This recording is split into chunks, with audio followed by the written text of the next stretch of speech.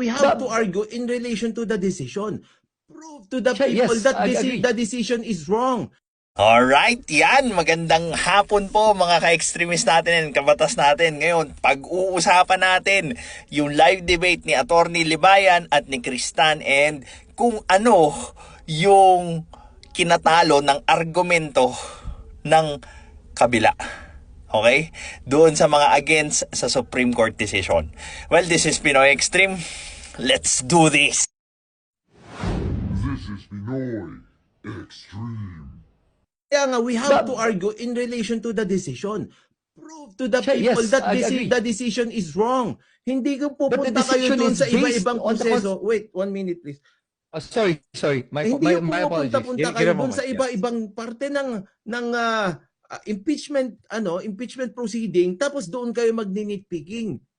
Hindi. Because may grounding ang Supreme Court doon sa kanilang desisyon. And let's talk about that. You challenge that. Sure. Yun yung mga dapat Okay. nyong bigyan ng pansin.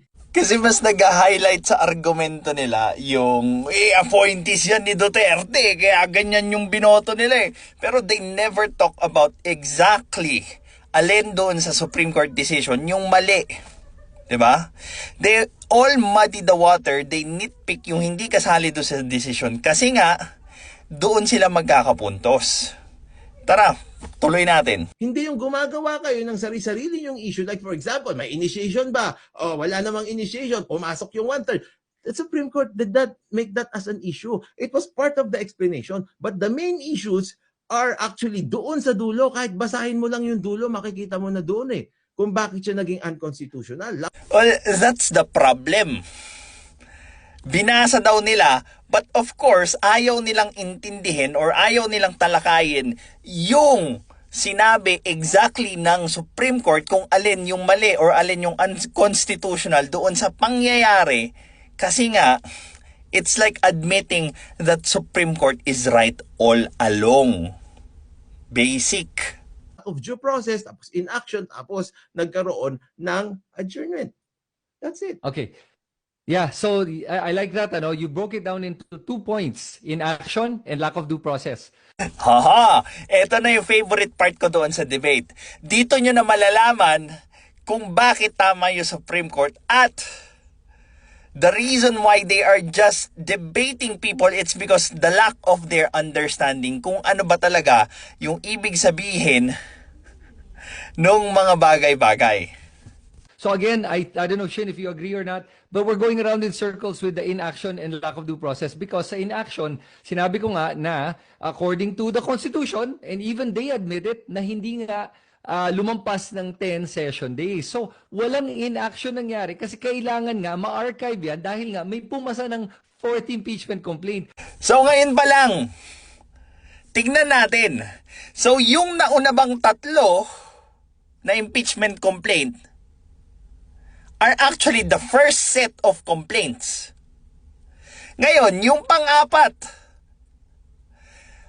considered na ba siya as pangalawang set of complaints? Now, if yes, na-violate niya ba yung 1-year bar rule? Kasi kung tutuusin, dalawa na yung set of complaints na pumasok. Diba? The first 3 complaints were filed in December 2024. And the 4th complaint was filed February 5, 2025. So, dun pa lang maliwanag na may dalawang set of impeachment complaint. Yung first 3 and then yung pang 4th. Ngayon, ang ina-argue nila, since in-archive nga yung first 3, dapat pumasok yung pang-apat. So kung gagawin yung ganong bagay, di syempre, matitrigger na yung 1-year bar rule.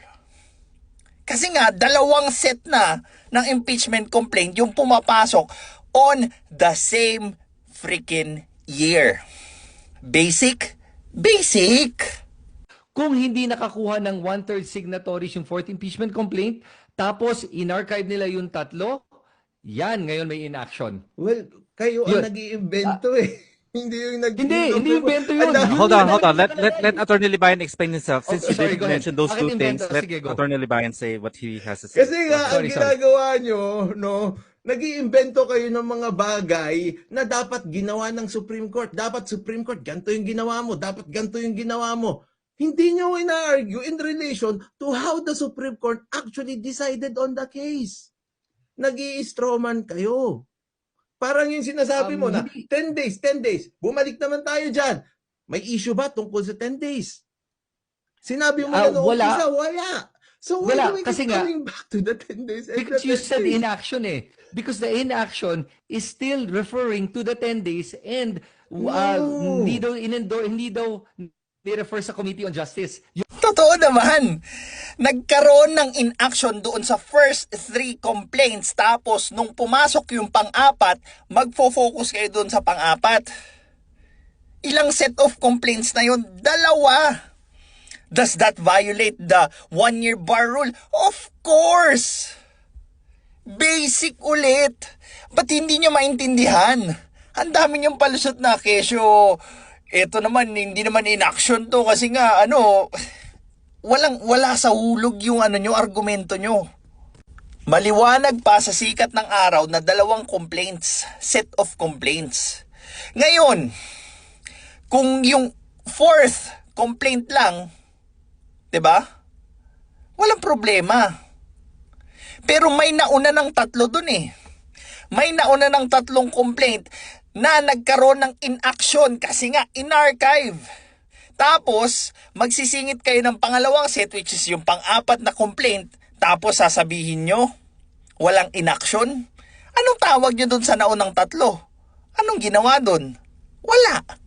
In-archive, huminto, equals inaction. Kung nagsinasabi lang inaction. Hindi specific na sinabi ng Supreme Court na hindi refer ganun. Sinabi niya in action because ultimately it was archived. Pag na-archive ba ang isang kaso, gagalaw ba ito? Yes Hindi. or no? Hindi. May No. in action ba Right. o wala? Wala. Dahil may 4th impeachment complaint na transmit sa Senado. Yung Boy, we're not talking about the 4th impeachment complaint.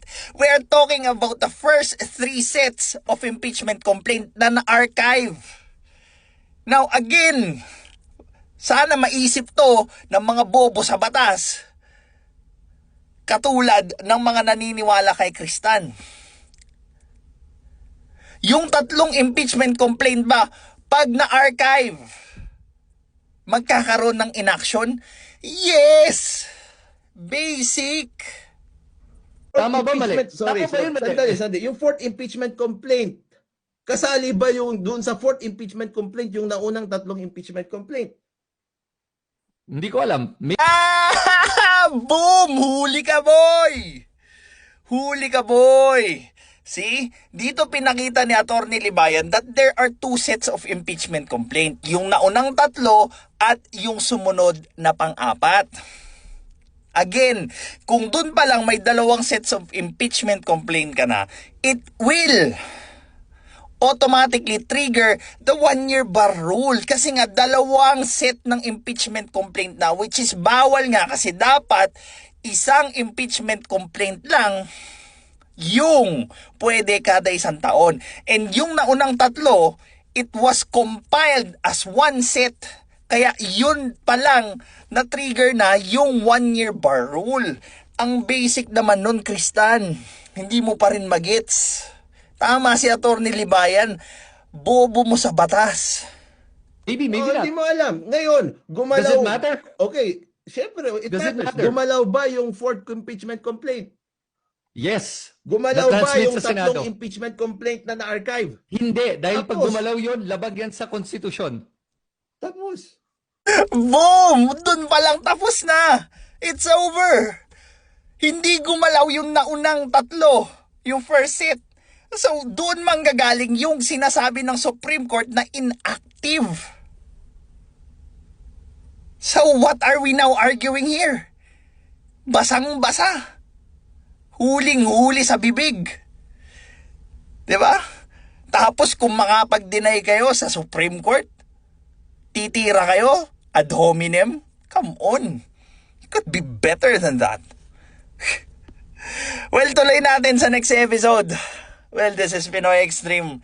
Have a good day.